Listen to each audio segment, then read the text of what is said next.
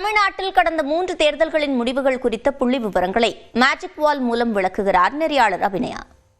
தமிழ்நாடு சட்டமன்ற தேர்தலுடைய முடிவுகளை நம்ம எதிர்நோக்கி காத்திருக்கோம். இந்த சூழல்ல முந்தைய தேர்தல்களில் என்ன நடந்தது என்ற அந்த புள்ளி விவரங்களை நம்மளுடைய இந்த பிரத்யேக மேஜிக் வால்ல பார்க்கலாம்.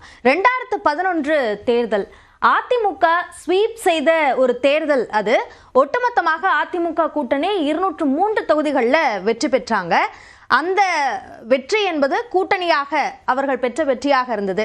அதில் 150 தொகுதிகளில் அதிமுக வெற்றி பெற்றது. தேமுதிக 29 தொகுதிகளில் வெற்றி பெற்றிருந்தாங்க. அவங்க தான் எதிர்கட்சி அந்தஸ்தை பெற்றது தேமுதிக அந்த தேர்தலில் தான். மார்க்சிஸ்ட் கம்யூனிஸ்ட் கட்சி அப்போ அதிமுக கூட்டணியில் இருந்தாங்க. 10 தொகுதிகளில் வெற்றி. இந்திய கம்யூனிஸ்ட் கட்சி 9 தொகுதிகளிலையும் மற்ற கட்சியினர் அவர்கள் பெற்றிருக்கக்கூடிய அந்த இடங்களையும் நம்ம பார்க்குறோம். ஸோ ஒட்டுமொத்தமாக 203 தொகுதிகளை அதிமுக கைப்பற்றி திமுக கையிலிருந்து அதிமுக கைக்கு ஆட்சி மாற்றம் நடந்தது. திமுக கூட்டணியாக 31 தொகுதிகளில் வெற்றி பெற்றாங்க. 23 இடங்கள் தான் திமுக அந்த தேர்தலில் பெற்றதுனால எதிர்கட்சி அந்தஸ்தை தேமுதிகவிடம் இழந்தது திமுக.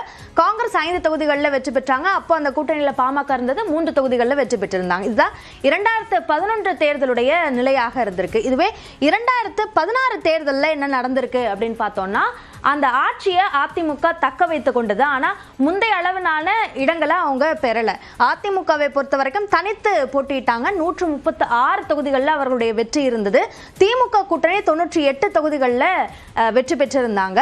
திமுக 89 தொகுதிகளையும், காங்கிரஸ் 8 தொகுதிகளையும், IUML 1 தொகுதி என ஒட்டுமொத்தமாக 98 தொகுதிகளில் திமுக கூட்டணி வெற்றி பெற்றிருந்தாங்க. அதிமுக ஆட்சியை தக்க வைத்துக் கொண்டது. தேமுதிக தனித்து போட்டிட்டாங்க. அவர்களோட மற்ற கட்சிகள் கூட்டணி அமைத்து அந்த தேர்தலை சந்தித்த ஒரு சூழலை நம்ம பார்த்தோம். 2021 ஆட்சி மாற்றம் நடந்தது. திமுக கைக்கு ஆட்சி மாறியது. தற்போதைய அந்த ஆட்சி காலம் நடைபெற்றுட்டு இருக்கு. இப்போ திமுக கூட்டணியை பொறுத்த வரைக்கும் 159 தொகுதிகளில் வெற்றி பெற்றாங்க. அப்போ அந்த கூட்டணியில் இருந்த கட்சிகள்லாம் மீது பெரும்பாலான கட்சிகள் கூட்டணிக்குள்ளாக அப்படியே ஸ்டே ஆயிருக்காங்க.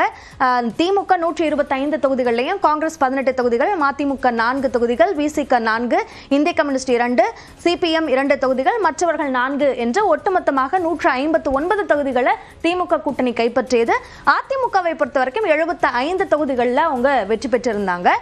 கூட்டணி கட்சிகளை பார்த்தோம்னா பாமக 5 தொகுதிகளையும், பாஜக 4 தொகுதிகளையும், மற்றவர்கள் 1 தொகுதி என ஒட்டுமொத்தமாக 75 இடங்களை அதிமுக கைப்பற்றியது. இதுதான் முந்தைய 3 தேர்தல்களுடைய ஒரு நிலையாக இருக்கு. இப்போ இதுல எந்த இடங்கள்ல தாக்கம் ஏற்பட்டு என்ன நிலை மாறப்போகிறது, யாருக்கு வெற்றி வசமாக போகிறது என்பதை பொறுத்திருந்து பார்ப்போம்.